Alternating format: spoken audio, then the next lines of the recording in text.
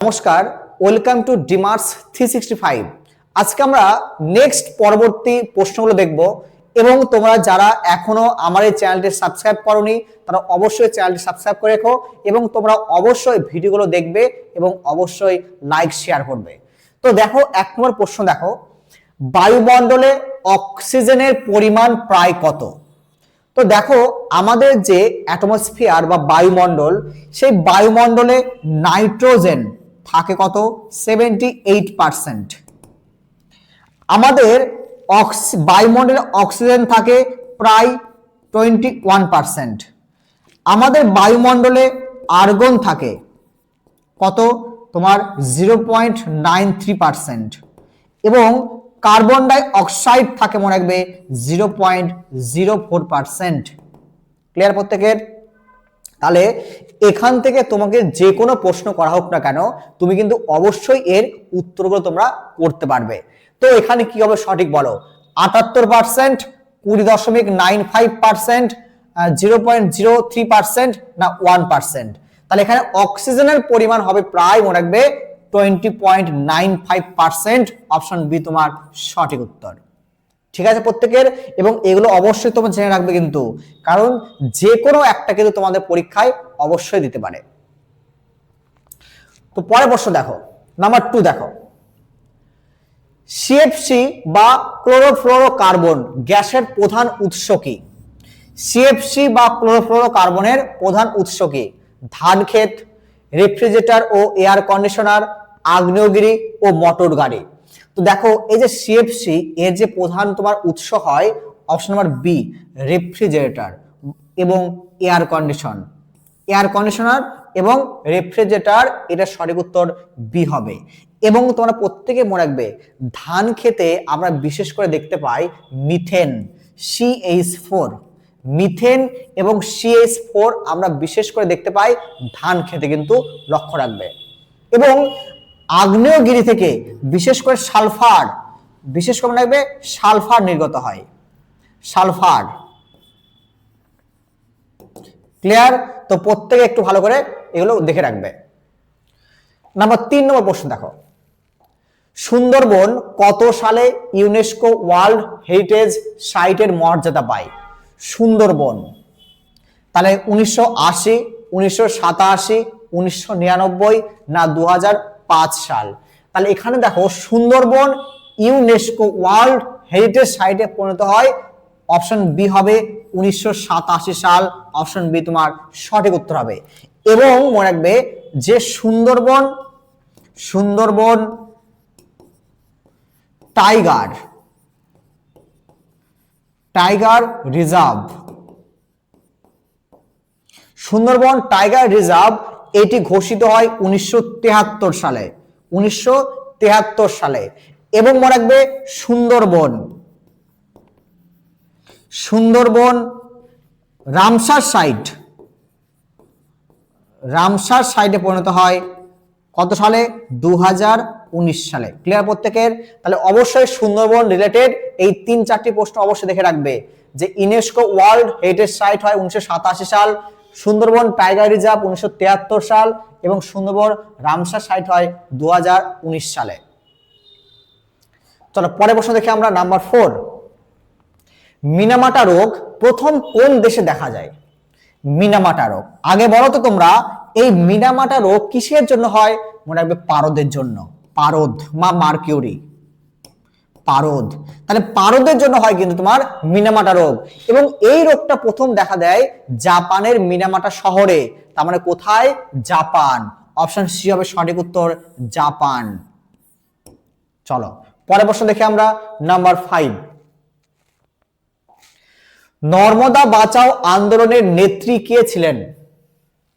নর্মদা বাঁচাও আন্দোলন, মেধা পাটেকার, মেনকা গান্ধী, সুন্দরলাল বহুগুণা না তোমার অমৃতা দেবী? তাহলে এখানে নর্মদা বাঁচাও যে তোমার আন্দোলন, সেই আন্দোলনটি হয় কত সালে বলো তো?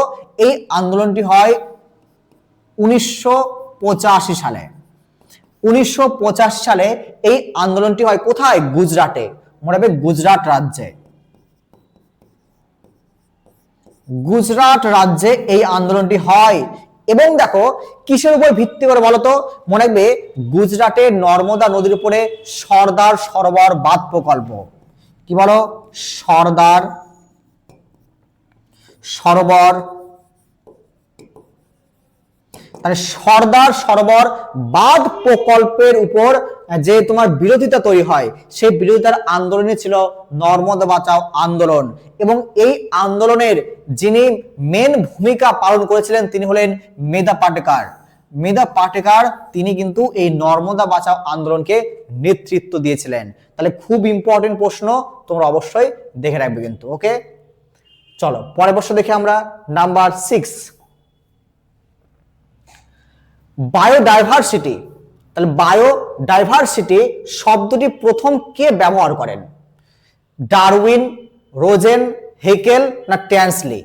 বায়োডাইভার্সিটি যে শব্দটি, এটি মনে রাখবে প্রথম যিনি ব্যবহার করেন তিনি হলেন রোজেন। অপশন বি হবে ডাব্লিউ.জি. রোজেন, অপশন বি তোমার সঠিক উত্তর। ঠিক আছে, তো আবারও বলছি তোমাদের, এখনো যে তোমরা প্রত্যেকেই আমার এই চ্যানেলটি সাবস্ক্রাইব করে রাখবে অবশ্যই একদম। চলো পরের প্রশ্ন দেখি আমরা, নাম্বার 7, সাইলেন্ট ভ্যালি আন্দোলন কোন রাজ্যে হয়? খুব ইম্পর্টেন্ট প্রশ্ন, খুব ইম্পর্টেন্ট প্রশ্ন কিন্তু এটি। কর্ণাটক, কেরালা, তামিলনাড়ু না উত্তরাখণ্ড? তাহলে সাইলেন্ট ভ্যালি আন্দোলন হয় কর্ণাটক রাজ্যে, কর্ণাটক রাজ্যে হয়। এবং বলতো কিসের উপর? বন সংরক্ষণ। মনে রাখবে বন সংরক্ষণ। বন সংরক্ষণের উপর ভিত্তি করে এই আন্দোলনটি শুরু হয়। সালটি কত? সালটি মনে রাখবে 1973 সাল। তাহলে 1973 সালে এই বন সংরক্ষণের উপর ভিত্তি করে সাইলেন্ট ভ্যালি আন্দোলন শুরু হয় কেরালা রাজ্যে। খুব গুরুত্বপূর্ণ এই প্রশ্নটিও। এবার দেখো তোমার নেক্সট প্রশ্ন দেখো, বায়ুমণ্ডলে কার্বন ডাই অক্সাইডের বর্তমান পরিমাণ কত? তো তোমাদের একটু আগে বলা হলো না যে বায়ুমণ্ডলে কার্বন ডাই অক্সাইড কত থাকে? 0.3, 0.04, 1% না 0.003%? তাহলে সঠিক উত্তর হবে অপশন বি, 0.04% সঠিক উত্তর। চলো নেক্সট প্রশ্ন দেখি আমরা, কত ডেসিবেলের বেশি শব্দ মানুষের কানে যন্ত্রণা সৃষ্টি করে? ডেসিবেল, দেখো ডেসিবেল, এই কত ডেসিবেলের শব্দ মানুষের কানে যন্ত্রণা সৃষ্টি করে? তার আগে বলি, দেখো শব্দের তীব্রতার ইউনিট কি বলো? শব্দের তীব্রতা, শব্দের তীব্রতার ইউনিট কিন্তু তোমার ডেসিবেল। ওকে, ডেসিবেল, শব্দের তীব্রতার ইউনিট কিন্তু ডেসিবেল। তাহলে পরীক্ষায় দিতে পারে যে শব্দের ইউনিট কি, বলবো ডেসিবেল, বা বলবো ডেসিবেল কি, বলবো শব্দের তীব্রতার ইউনিট বা একক। ওকে, তো আমরা এই শব্দের তীব্রতা কত হলে আমাদের কানে যন্ত্রণা তৈরি হয়? তাহলে কত হতে পারে? 50, 80, 100 না 120? তাহলে মনে রাখবে 120 ডেসিবেল যখন তোমার শব্দের তীব্রতা হয় তখন সেই শব্দ আমাদের কানে কিন্তু যন্ত্রণা, একটা তীক্ষ্ণ যন্ত্রণা তৈরি করে। তাহলে সঠিক উত্তর কি হবে? 120। যদি প্রশ্ন করে যে এমন কোন শব্দের তীব্রতা বা এমন কোন ডেসিবেল যেটি মানুষের কি বলতো একদম নিরাপত্তা, অর্থাৎ হাইস্ট নিরাপত্তা, সেটি মনে রাখবে 70 ডেসিবেল। অর্থাৎ এই অবধি তুমি খুব সুন্দরভাবে কোনো শব্দকে মানে শুনতে পারবে, কিন্তু যখনই এর উপরে আস্তে আস্তে উঠবে তখন কিন্তু তোমার ইরিটেট বোধ হবে, অসহ্যকর লাগবে তখন। এবং যখন 120 পৌঁছাবে তখন দেখবে তোমার কানে একটা পেন হচ্ছে, একটা প্রচন্ড একটা পেন হয়। বোঝালো প্রত্যেকের? চলো পরের প্রশ্ন দেখি, নাম্বার 10, জলাভূমি সংরক্ষণের জন্য কোন আন্তর্জাতিক সম্মেলনটি বিখ্যাত? রামসার সম্মেলন, কিয়োটো প্রোটোকল, প্যারিস চুক্তি না ভিয়েনা কনভেনশন? তাহলে এখানে দেখো সঠিক উত্তর হবে অপশন এ, রামসার সম্মেলন। তাহলে জলাভূমি সংরক্ষণের জন্য গুরুত্বপূর্ণ রামসার সম্মেলন, এবং এই রামসার সম্মেলন কত সালে হয়? 1971 সালে। 1971 সালে হয়, এবং ভারত এতে জয়েন করে 1981 সালে। 1981 সালে ভারত কিন্তু এখানে জয়েন করে। এবং ভারতের প্রথম রামসার সাইটের নাম কি বলো? চিল্কা, উড়িষ্যার চিল্কা। তাহলে উড়িষ্যার চিল্কা প্রথম কিন্তু রামসার সাইট ভারতের, প্রথম রামসার। চলো পরের প্রশ্ন দেখি আমরা, নাম্বার 11, ভারতের প্রথম জাতীয় উদ্যান কোনটি? কাজিরাঙ্গা, কানহা, জিম কর্বেট না গির? তাহলে ভারতের প্রথম যে জাতীয় উদ্যান এটি হলো তোমার জিম কর্বেট। জিম কর্বেট সালটি কত? 1936 সাল। তাহলে 1936 সালের ভারতের প্রথম যে জাতীয় উদ্যান তার নাম জিম কর্বেট। অর্থাৎ জিম কর্বেট কোথায়? উত্তরাখণ্ডে। জিম কর্বেট মনে রাখবে উত্তরাখণ্ডে অবস্থিত। আচ্ছা, কাজিরাঙ্গা কোথায় বলো তো? কাজিরাঙ্গা মনে রাখবে কাজিরাঙ্গা অবস্থিত তোমার আসাম। আসামে তোমার কাজিরাঙ্গা। Kanha national park Madhya Pradesh. মধ্যপ্রদেশে আছে তোমার Kanha national park. Gir forest কোথায়? গুজরাট। গুজরাট তোমার কিন্তু গির ফরেস্ট। ক্লিয়ার প্রত্যেকের? ঠিক আছে, চলো নেক্সট প্রশ্ন দেখি আমরা। নাম্বার 12, বিওডি বা ফুল ফর্ম দেবে বায়োকেমিক্যাল অক্সিজেন ডিমান্ড। প্রশ্ন করবে বিআরটির ফুল ফর্ম কি? তাহলে মনে রাখবে বায়োকেমিক্যাল অক্সিজেন ডিমান্ড দ্বারা কি পরীক্ষা করা হয়?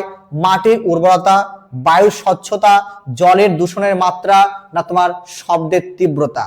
তার মানে বিওডি দিয়ে পরীক্ষা করা হয় জল দূষণের মাত্রা। কতটা জল দূষণ হয়েছে সেটা মাপা হয় এই বিওডি দ্বারা। এবার দেখো, ইকোলজি শব্দটি প্রথম কে ব্যবহার করেন বা প্রবর্তন করেন? ইকোলজি শব্দটি Ernest Haeckel, Alexander von Humboldt, Darwin না লিনিয়াস? তাহলে সঠিক উত্তর কি হবে? হেকেল। আর্নেস্ট হেকেল হবে অপশন এ নাম্বার সঠিক। অপশন এ নাম্বার সঠিক হবে হেকেল শব্দ। মানে হেকেল নামটি, এটি মানে হেকেল নামে বিজ্ঞানী, তিনি প্রথম এই ইকোলজি শব্দটি প্রথম প্রবর্তন করেন। এবার দেখো, নিচের কোনটি রিনিউয়েবল এনার্জির উৎস? কয়লা, পেট্রোল, বায়ুশক্তি না প্রাকৃতিক গ্যাস? আগে বলো রিনিউয়েবল শক্তি। রিনিউয়েবল শক্তি মানে কি? রিনিউয়েবল শক্তি মানে যে শক্তির কোনো শেষ নেই। যে শক্তির কোনো শেষ নেই তাকে বলে রিনিউয়েবল শক্তি। তাহলে কি হতে পারে? কয়লা একদিন না একদিন শেষ হবেই, পেট্রোল একদিন না একদিন শেষ হবেই, একদিন না একদিন প্রাকৃতিক গ্যাস শেষ হবেই, কিন্তু কে শেষ হবে না? বায়ু শক্তি। বায়ু শক্তি কখনো যতদিন পৃথিবী আছে ততদিন কিন্তু কোন ধরনের বায়ু শক্তি শেষ হবে না। তার উত্তর কি হবে আমার? বায়ু শক্তি, option C number. Project tiger ভারতে কত সালে শুরু হয়? Project tiger 1970, 1973, 1980, 1992। তাহলে প্রজেক্ট টাইগারটা ভারতে শুরু হয় 1973 সালে। অপশন বি হবে তোমার সঠিক উত্তর, 1973 সাল। ক্লিয়ার প্রত্যেকের? এবার দেখো, যদি পরীক্ষায় আসে যে টাইগার অর্থাৎ বাঘের সংখ্যার দিক থেকে প্রথম রাজ্য কোনটি? মনে হবে মধ্যপ্রদেশ। তাহলে সব থেকে বেশি বাঘ কোথায় দেখতে পাই আমরা? মধ্যপ্রদেশ। সব থেকে বাঘের সংখ্যা আছে বেশি আমার মধ্যপ্রদেশে। এবার দেখো নাম্বার 16, দেখো পারদের দূষণের ফলে কোন রোগটি হয়? তোমাকে প্রথমেই বলা হলো যে পারদের ফলে কোন দূষণ হয়। কি বলো? ডিসলেক্সিয়া, মিনামাটা, ব্ল্যাকফুট রোগ না অস্টিওপোরোসিস? তাহলে পারদের জন্য যে রোগটা হয় তার নাম মিনামাটা রোগ। অপশন বি তোমার সঠিক হবে, মিনামাটা রোগ। এবার দেখো, এই যে তোমার ডিসলেক্সিয়া, এই যে রোগটি, এটা কিন্তু একটা তোমার কি বলো তো আমরা? Genetic disorder. এটা একটা জেনেটিক ডিসঅর্ডার। Genetic disorder. তো এই জেনেটিক ডিসঅর্ডারের জন্য কি হয়? ব্রেনের উপর অত্যন্ত ক্ষতিকর হয়, অর্থাৎ ব্রেনটাকে ডেভেলপ হয় না ঠিকঠাক করে। আর ব্রেন যদি ডেভেলপ না হয় তাহলে তুমি কি বলতো? পড়তে পারবে না, তুমি ঠিকঠাক শুনতে পারবে না। তাহলে কি রিডিং এবং লিসেনিং করতে কিন্তু অনেক সমস্যা হয় অনেক। কিন্তু কোন রোগ হলে? এই ডিসলেক্সিয়া রোগ হলে।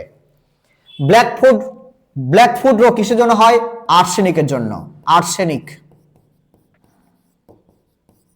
তাহলে আর্সেনিকের জন্য হয় কিন্তু তোমার ব্ল্যাকফুট রোগ। আর অস্টিওপোরোসিস রোগ কেন হয়? ভিটামিন ডি এর অভাবে। ভিটামিন ডি এর অভাবে রোগ হয় তোমার অস্টিওপোরোসিস। তাহলে এই রোগগুলো অবশ্যই তোমরা লক্ষ্য রাখবে, খুব খুব ইম্পর্টেন্ট। তো এই হলো আমাদের পরিবেশ বিদ্যা থেকে গুরুত্বপূর্ণ কিছু প্রশ্ন।